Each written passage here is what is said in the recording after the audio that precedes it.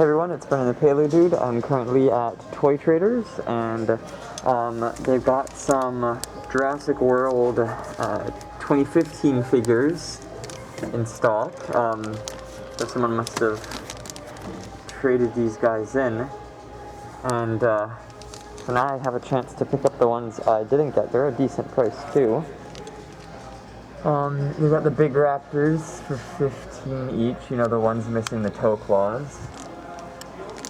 This ankylosaurus I've been wanting to get for a long time now. And there's indominus, electronic raptors and stuff like that, stegoceratops. I got them for 20. I have all these guys already. There's the Rex. Ooh!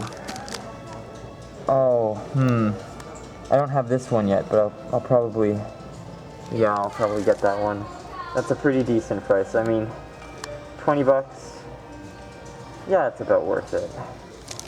I think it was like 30 or 25 when it came out, so yeah, and then I'll get these guys. I can't remember if I have the spinosaurus or not. Shoot, I'll have to check. I'm not sure.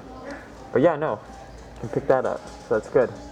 I hope you guys enjoyed this little toy hunting video, and I'll see you all in the next one. Bye-bye.